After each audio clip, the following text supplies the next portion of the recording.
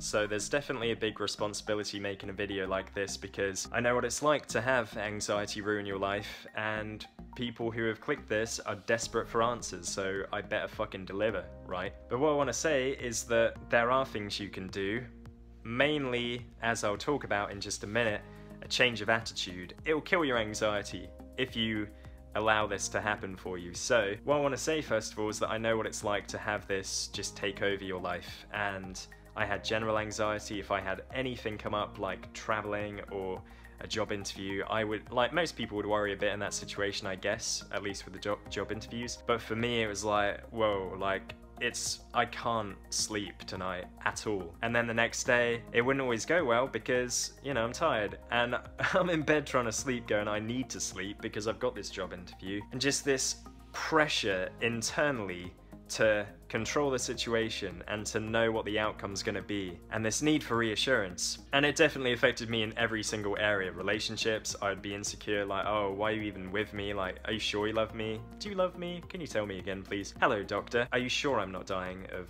cancer, or like you haven't missed something here? Because what if these symptoms are a serious sign, or what if these symptoms don't go away, even if they're not gonna kill me? Like, I wanna know that this it's not going to be a problem in a year. And the funny thing is, not really funny, but the ironic thing is that stress and anxiety, the hormones they produce are going to damage your health. Like, that will make you worry in itself, so I'm sorry to say that, but cortisol and adrenaline, they're not meant to be in your system constantly. You're not meant to be worrying all the time, and that will leave you exhausted mentally. It will leave your body aching, your immune system a bit weaker, you get sick more, blah-de-blah. Social anxiety. You want to know that when you go to a party that people are going to approve of you. You don't want to feel judged. You want someone to tell you before you go, hey, yeah, you look really good, I promise, but are you sure I look good? Should I wear a different shirt? Like, fuck, man. Calm down, slow down, is the first thing I'll say. Because your mind, going at that pace, shit, fuck, calm down. Next thing I'd say is that you don't need reassurance, because it won't keep you content for very long. You might feel it will, you might feel, well, I know I've seen 2 doctors, but maybe if I get a third opinion, they also say it's nothing to worry about, then finally I can let this go, until I get another twinge or a spasm or whatever, and then I have to go to the doctor again. You know, I feel a bit more insecure, and then the next day I have to make sure that my partner definitely does still want to be with me. Are you sure? Like, the more you keep feeding this, it is like this fucking monster, man. And every time you cave into it, and you get the urge to like, oh, I need reassurance, or I need to research what this is so I know that I have it covered, like, you can't just have a bit of faith and be like, well, I've got, like, my gums are sore today, and a bit red, like, maybe I should just give it a few days, maybe I brushed my teeth too hard.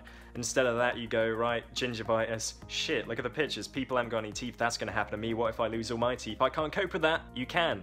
The thing is, anxiety is completely 100% pointless. It will not change the situation. All it does is keep you trapped. Let's say that you had 1 week to live. Let's say a doctor, you go and see him, he goes, actually, yeah, I'm sorry to tell you, you do have cancer. It's terminal, you have a week to live. Fuck. What are you gonna do with that week? What would your biggest regret be? Maybe it would be the fact that you didn't live, because rather than being present and just letting things happen, you had to be in control all of the time, and you could never just see, maybe I'll fuck up the interview. Well, I guess if that happens, I'm in the same position as I am right now. I'd go look for another job. But you want everyone to like you. That's another thing, like with the social anxiety, it comes down to you're kind of lacking confidence for whatever reason. Maybe you've gone through an experience, maybe someone hurt you in the past, but now you expect that everyone's going to assume the worst of you. Now, I'm not going to tell you to assume everyone's thinking the best of you. I'm going to tell you that unless they're your close family or your partner, if a stranger doesn't like you, then it doesn't matter. It is not going to change your life. So when you go out to a party and you go, oh no, no one really talked to me, think, I don't give a fuck. It makes no difference. The thing that you need to do is just to stop, as stupid and simple as it sounds and condescending maybe, is just to stop worrying about it. Hey, how do you stop worrying? Oh, I don't know, you stop. But what can I actually tell you so when you click off this video you don't just get back into that cycle? Number one, Mindfulness is an amazing tool, like becoming self-aware, so when you're getting into that state of mind, instead of being locked into it, you're kind of observing from afar that you're starting to get distracted, and then you go, hey, my anxiety's getting the better of me, don't worry about it, doesn't fucking matter. And you practice just self-acceptance, so if someone doesn't approve of you, you approve yourself. And you don't allow your sense of esteem to be so easily affected. Like if you get a big spot on the end of your nose, you don't go, well, I'm fucking worthless now, I look ugly. What, because something happened that you had no control over, now that's your fault? No, it's not. Another example for me, I used to have like this OCD, not the kind of, oh, I gotta clean everything or turn the lights on and off, none of that, but like OCD about my thoughts. So if I had a bad thought, which I did when I was stressed and around people and aggravated, like I'd sometimes have visions of me like punching someone in the back of the head. Thousands of times. Guess how many times I actually punched someone in the head or hurt anybody? 0. Again, if you associate your thoughts with who you are, then you're wrong.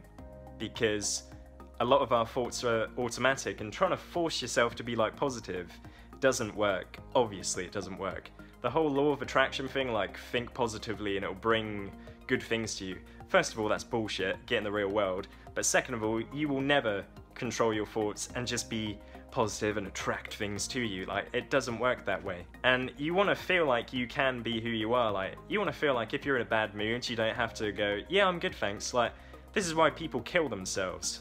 Because they feel like they have to hide what they're feeling, and then therefore they don't feel connected to anybody and they cannot get the help they need. There's probably more I could say, but I think I kind of covered it. Stop looking for certainty. Like, if something's gonna happen, it's gonna happen.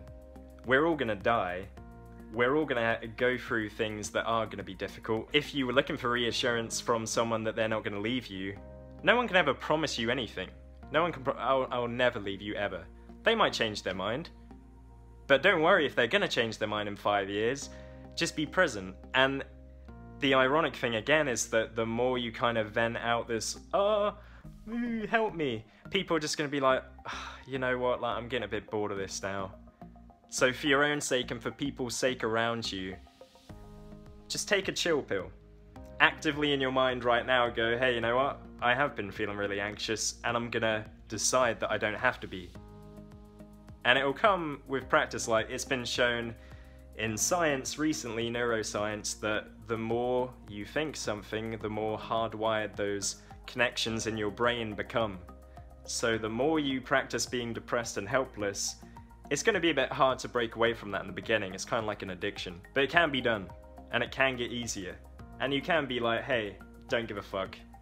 If I could give you one saying to tell yourself, don't care. So I hope this helped you. Share it if it did with someone who might need to hear this. And I'll see you when I see you. Bye.